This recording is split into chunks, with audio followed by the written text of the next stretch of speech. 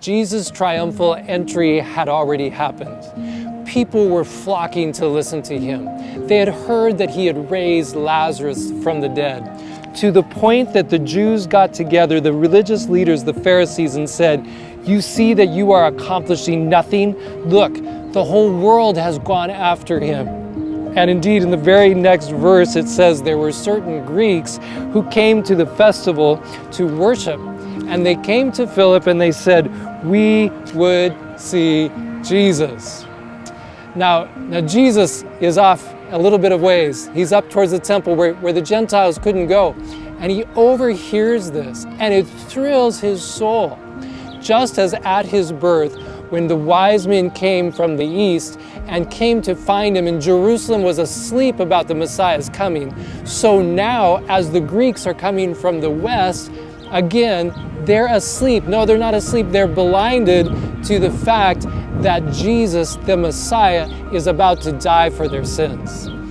But Philip's a little slow. He's heard Jesus say, "Don't go to the Gentiles," and hasn't quite got it. And like normal, he comes to Andrew to try to work out the problem, as he did at the feeding of the 5,000.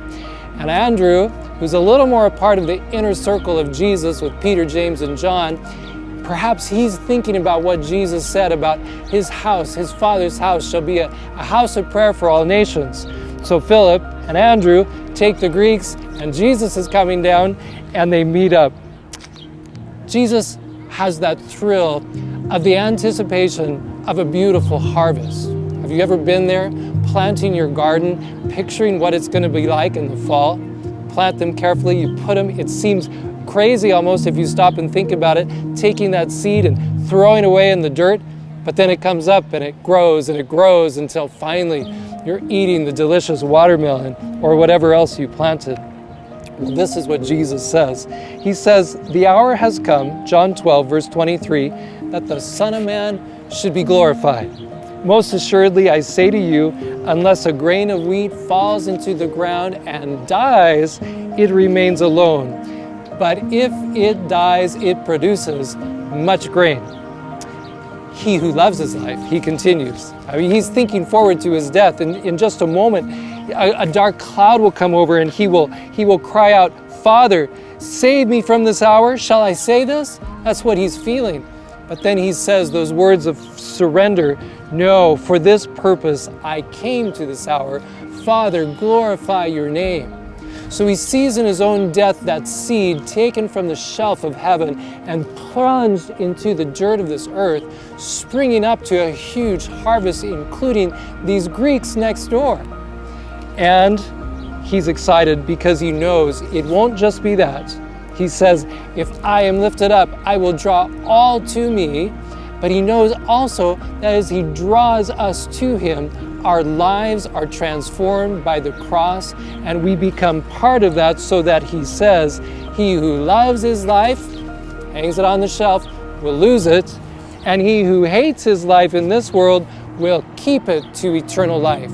He's saying to you and me, take your life like Jesus did and plunge it into the world's needs and watch it spring up.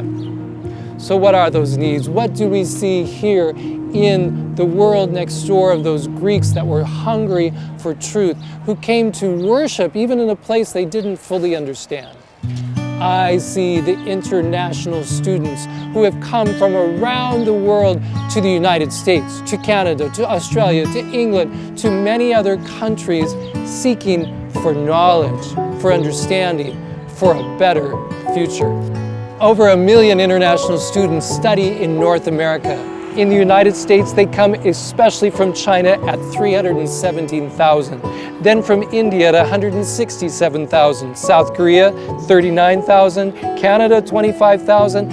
And Saudi Arabia at 21,933. This is amazing. They come to visit us, to study next door in our universities and colleges and high schools from countries we really can't take the gospel to, at least not very easily. And so as we consider this, we need to recognize that just one friendship with an international student nearby can make a difference, not only for eternity for them, but possibly for an entire country. It's happened before. Someone has studied at a university, gone back to their country which had been restrictive to Christians coming in, and opened the door for not only Christians, but missionaries to share with their people. According to Traveling Team, of today's 220 world leaders, 40% of them studied in the United States. That's amazing.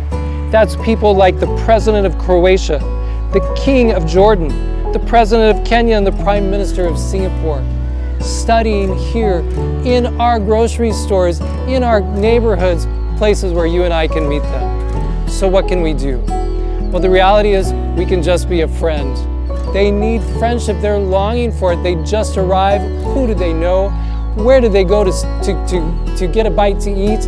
Everything is new, and you can be there just by calling up the local university and saying, hey, are there some international students who would like a friend, somebody to practice English with, someone to take them to the store? I'd love to help out. And they may give you some specific training to show you what to do. They'll be happy to include you in helping the people that are there. It's even possible to be a part of exchange programs in which you host a student for an entire year. Now, that may seem like a lot, but try it for a year and see what it's like. I have had friends do this, and as a result, made friends who then were baptized as Seventh-day Adventist Christians and began work among their own people, sharing the gospel with them.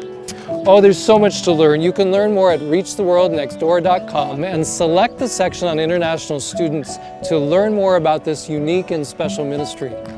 In these few moments, what can I say that will click in your heart the possibilities that are before you? Ask Jesus to talk to you now if this is something He wants you to be involved with. He knows your time, He knows your busyness, but He knows the opportunities that lie nearby. Just one friend from a college or university that can be His friend for eternity. The future leaders of the world may be waiting in a lonely dorm room near you. Let's follow Jesus step by step into the world next door.